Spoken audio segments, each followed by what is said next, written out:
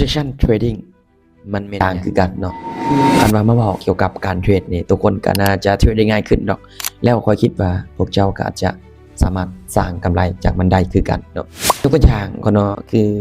position ของ trading นี่ก็หมายความว่าการเทรดรูปแบบระยะยาวเนาะ time frame ยาวเนาะคือทุกคนซื้อ BTC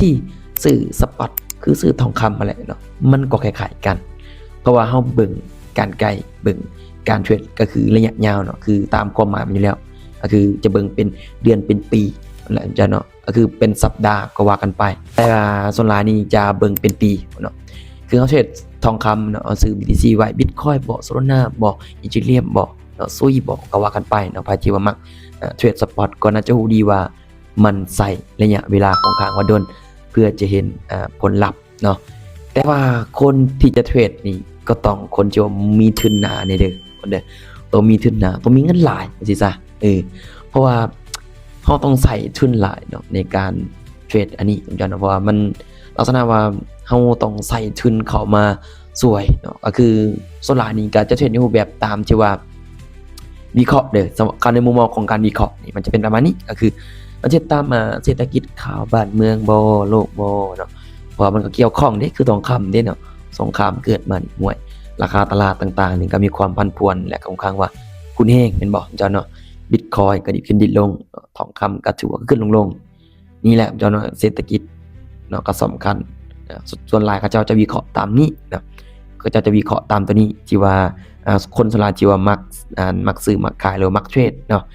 ก็คือเทรดยาวเขาเจ้าจะเบิ่งตามแบบนี้เอาเจ้ามันจะเบิ่งในลักษณะแบบนี้เนาะคันจะเว้าในรูปแบบของเจมนี่ก็ถือว่าบ่ได้มีหยังซับซ้อนเนาะเพราะว่าเจมเบิ่งก็คือคันเบิ่งระยะยาวก็จะเบิ่งระยะเป็นเดือนเป็นปีเนาะ10ปีข้างหน้าพุ่นแหละเนาะเฮาจะได้บ่ได้เบิ่งแค่ว่ามือ2มือนะคือจะเบิ่งกันยาวเลยเพราะว่ามันเทรดในรูปแบบที่ว่ายาวอยู่แล้วเนาะposition trading นี่ก็ความหมายของมันก็คือเบิ่งกันไกลเบิ่งกันยาวเนาะคันเราถึงข้อดีและข้อเสียมันนี่โอ้เจ้าเนาะก็ถือว่ามีหลายนะเจ้าเนาะคือข้อดีมันนี่อาจจะ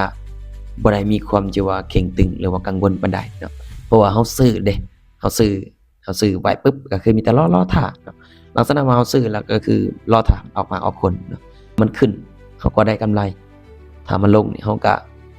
บ่ได้ขาดทุนได้บ่ขายบ่ขาดทุนเอาง่ายเนาะบ่ขายบ่ขาดทุนปะไว้นั่นก็ยังถ้ามันขึ้นก็ท่าเก็บกำไรเนาะอันนี้จะเป็นข้อดีของมันส่วนข้อเสียคือเจมเว้าเลยเนาะก็ต้องใส่ทุนหน้านี่ก็ต้องมีความอดทนที่ว่าสูงหลายต้องความอดทนเลยเจ้าเนาะเพราะว่าบางครั้งบางคราวอาจจะติดลบชั่วคราวหรือว่าศัพท์เฮามักเจออยู่ที่ว่าติดดอยเนาะก็ที่ว่าซื้อในราคานี้แล้วมันลงมาราคานี้ปุ๊บก็ติดดอยก็ต้องมีความอดทนเนาะมีความอดทนหลายขึ้นเจ้าบ่ขายบ่ขาดทุนจื้อไว้เลยเจ้าแล้วทุกคนเด้ฟังมาฮอดปัจจุบันนี้แล้วเนาะแล้วมีไผที่ว่าคิดเห็นเป็นจังได๋มีไผที่ว่ามีความคิดเห็นแตกต่างกันบ่หรือว่ามีไผที่ว่าฮู้กันบ่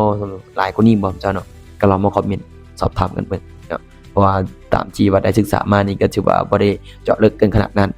มีแต่ว่าคนใดที่ว่ามักคลิปของเจมส์จิสุดหล่อนี่ก็อย่าลืมกดไลค์กดแชร์เด้อเพื่อจะพลาดข้อมูลดีๆจากเจมส์จิสุดหล่อเอาทุกคนเนาะเดี๋ยวเจอกันเด้อ